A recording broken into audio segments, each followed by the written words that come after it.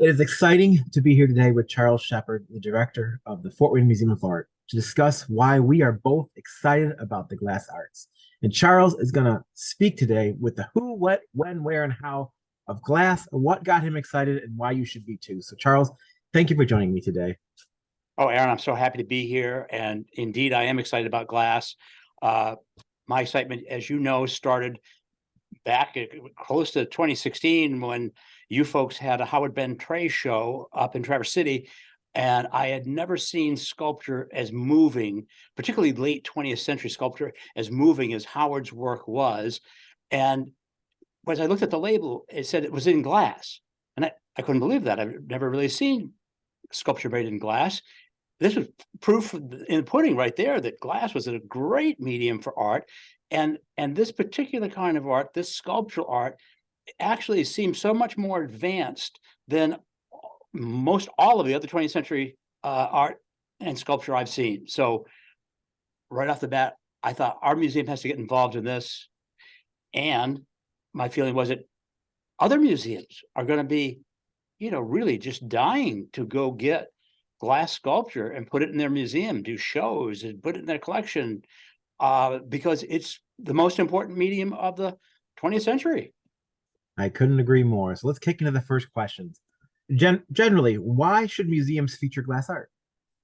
Well, I think there are two core reasons. And one of the core reasons is that the work is so good, the work made in glass, the medium is so good to make sculpture in, that you really just have to embrace it mentally when you think about the history of sculpture in the 20th century. So yes, the medium is deserving of your attention. That's true. Whether you're a museum curator or a collector, you want to acknowledge and understand and feel what this work is like, and quality, of course. Second thing is, though, if you're a museum director or a curator, I think you have to embrace what your audiences want. You have to think about the fact that you could bring something, as we have, you could bring something in exhibition to your museum that is going to mean more to more of your audiences, and it's going to actually bring them back time and time again to see more glass sculpture. We just know for a fact that's been true here in Fort Wayne. And I don't think we have a higher concentration of art lovers than any other city. But what do they ask me for? We'd love more glass exhibits. We'd love the museum to own more glass. It never stops. It's incredible. It's great to hear you have such energy in Fort Wayne promoting glass and loving what you're doing. So we're going to dive into a simple concept of Glass 101. When and how did the glass art start in America? First, the world. Well, and I think this is something, it's a great question because it's something people have a hard time getting their head around in a way, because glass has existed for so long. All right. So why is 1963 in America an important date? Well, yes, glass has existed for a long time, and artistic things have been made from glass for a long time. And art glass sculpture has been made for a longer time than, let's say, not just 1963 in America. But in 1963, I think it really boils down to this. A group of people thought, what if we could find a way to work with this glass outside an industrial complex in an artist's studio? Are there ways to heat it, melt it, mold it, blow it, that would be almost on a one-to-one basis that an artist could do it? And as that concept caught hold, it's fascinating to me because I was just down in the gallery with a group of people this morning, and they wanted to know why the glass in 1963 wasn't as amazing and extraordinary as the glass of 1983 or 1993. And you think, well, that's it really boils down to the fact that we're experimenting in 1963 with those first workshops by Harvey and Nick Labino, Harvey Littleton, Nick Labino. What can we do with this? Well, this is really nice piece here, but it's rather small. And, Harvey at one point wrote something to the effect of one of his first student groups that put 5 or 6 pieces in the annealing oven couldn't figure out whose piece it was when they took him out of the annealing oven. Well, okay, look how far that's come, though. If they hadn't done those experiments and hadn't had those students, you wouldn't be having the kind of complex, beautiful glass that you have today. So the start, I grabbed the same date as almost everybody in the glass world, 1963. It moved pretty fast. I think people, as they got interested in working with it, started just using their personal tendencies and techniques to see how far they could push it. And if I think of Marc de Souvreau in steel, Marc de Souvreau certainly pressed what industrial steel could do to the maximum, but there really were limits with industrial steel. It's rigid, it's straight, you don't melt it, you don't mold it, you barely shape it other than cutting it at right angles. Glass was so different.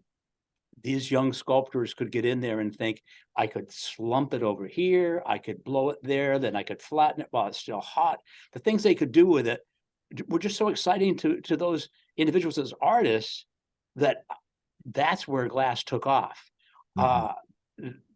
In the hands of artists, and I've said this before, in the hands of artists, a good medium is going to find many new things to do. That's great. That's great. The history is so important to find out where it kind of started, like you talked about, but it developed the technology to today, which is what we're seeing in your museum and as well in our gallery. Well, if you think of 1963 and a couple of other things, Aaron, and you and I have talked about this before. Okay, 1963 was the year that installation art kind of took off and performance art kind of took off. So Harvey is doing a glass workshop in the same summer that an artist that I don't even remember his name laid on the back of the Volkswagen naked, covered with strawberry jelly, and that was his art. Right. Okay, so who was ahead of the game? Harvey Littleton and glass. Right. That's funny. So continuing on to the relevancy of today, who are the artists pushing the medium today? Who should other curators like yourself and directors have their eye on? Well, this is a fascinating question, and right off the bat, the first person that came to mind in what I would call the figurative category is Jeff Boughton, who has come at figurative sculpted glass from his military experiences, and without being a heavy issue or political guy, he's making a strong statement from his personal experiences in the military that resonate with all of us alive today, because we've just gone through so many years and are still going through so many years of more complicated military experiences that seem to have no end. It's not like World War II and the world will never have another war. It's not even like Vietnam and we'll never have another war. Military life and military experiences permeate our whole existence. And Jeffrey was bold enough to get in there and make very sensitive work that I find would have meaning to anybody. So I look at Jeffrey. Now, there's a lot of what I call fantastic or otherworldly work being done too. And despite my love for geometry, I'm really drawn to work of Krista Israel, of Ru Sasaki. New person I watched making glass for Corning, Austin Stern. Just bought a piece from Austin, commissioned a piece. It arrived a little while ago, went on display today. And Madeleine Ryle-Smith. These people, they've got worlds going on that are just fascinating places to visit. And I find myself thinking, okay, let go of your worry about sharp edges and balance and symmetry and enter these dream worlds. And I think these artists are doing terrific work. In terms of technical virtuosity, I'm blown away by Matthew, let's see if I can say this correctly, Soates. His work is fabulous. We don't have any of it. I've got to talk to you about where I can get some, because I know we need to have that in the collection. It's great. It's great. Yeah. What a nice variety of new talented artists people need to keep their eye on for sure. So You've experienced the world you're in. Where can other people and other glass arts be seen publicly? Well, I think in the Midwest in particular, I think we have some rich opportunities. Uh, of course, we've got our new glass art wing with comprised of 3 galleries, and we change things out and keep it active all the time. But Toledo historically has had a marvelous glass collection, especially in historic glass, a little less so in contemporary, which surprises me given that it's a glass town, but it's a wonderful place, easy to get to. The Indianapolis Museum of Art, now called Newfields, has a nice bit of glass. It's I think now it's on display all the time. I hope they plan on growing their collection. Now, talk about growth. Flint Institute of Fine Arts, which I know you folks have been heavily involved with, they have got a magnificent new wing for glass, and people should be making several trips to see that, visit with them, talk to them about what they have. It's a gorgeous installation. It's a gorgeous collection of glass. I'm ever jealous of those guys. Henry Ford with beautiful collection out there, newly installed fairly recently. And nobody should believe they can't just get in the car and come right to Habitat Gallery. That's what I'd say.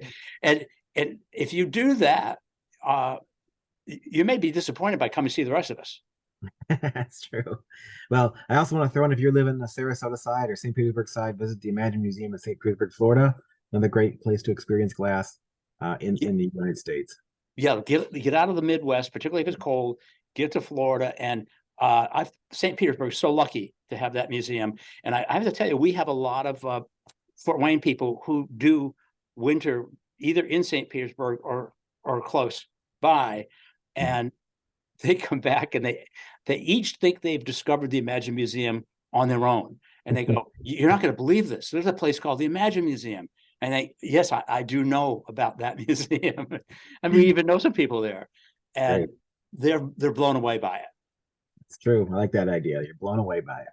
All right. So, as a museum curator or director who has now an amazing interest in glass, I'm completely fond of it based upon this talk. What can I do next? How can I dive into this world? How can I join the community? Well, that's a question that initially wasn't on my plate. I was so excited about showing it, even before I even thought about collecting it. Just let's show it. And then you think, okay, well, we got to collect it. We got to collect. We get more serious, is what that means. Mhm. And at this point in time, now last 3 years, I think collecting it and showing it isn't really enough. And you and I have touched on this before, that it's one thing to show glass and the exhibit closes and you go back to doing other things. It's another thing to show it, the museum exhibition closes and you have another exhibition and you start collecting some glass. Those are all good things. But I think we've got to take it, our museum in particular, is our focus is on glass from 1963 up to the present. I think we have to aim to have every glass artist of significance in the collection. And we've up to 700 works now. We'll be 1,000 before 2025. So growth is important for us. Along with growth, though, you got to train. My staff regularly trains. We're talking weekly. They're putting in an hour or two in training on the history, the methodologies of making art, of handling art, of the histories of the makers. And I feel we have to become experts in this. We've got to be able to talk to the glass artist anytime. We've got to be able to understand what they're talking about. And we got to be able to convey that to the visitors that we have, because they're excited about it, but their mind is just baffled as to how it could ever be made. We need to be able to communicate that to people. We need to bring it to kids. We need to bring it to other institutions that aren't embracing it in the same way. We're launching a study in January 2024 of institutional interest. This is academic and art museum interest. It's a survey we're doing to find out who is committed at all to getting involved with glass art, who already is doing it, who has a curator that we don't even know about, who will never have a curator. And I think if we could pull together a study, we now have compiled a list of 1,200 academic programs we're talking to, and on top of that, probably 800 museums. So it'll take us all year to get this thing done, but I think everybody who's interested in glass, everybody who collects glass, everybody that makes glass is going to want to see what we find out when we do this deep digging. Finally, I'm looking at the possibility that this museum might create a book about contemporary glass history that would augment existing texts that are already being used in the teaching of art history 101 and 102. So rather than ask them to totally change all the investment they've made in textbooks and slides and all this, could we just give you something that would augment what you're already doing so that glass would get its own chapter in this little book we've made? And I don't know if we'll be successful. I don't know if anybody, well, to tell you the truth, I think everybody will want it, because if you start teaching it, you're going to get better enrollment. Frankly, if I'm teaching art history and I start teaching glass, I'm going to be self-interested in doing more because the students are going to come to my class and the dean's going to love me. Yep, that's for sure. Well, thank you, Charles, for answering these few questions with me today. I really appreciate it. And I hope that word gets out and you can contact either one of us, Aaron Shea here at Habatat, Charles Shepard at the Fort Wayne, to try to get a community together to make this effort more grow, to make this effort grow. So thank you again for joining me, all, and we'll see you all soon. Thank you so much, Aaron. Most welcome. Let me find my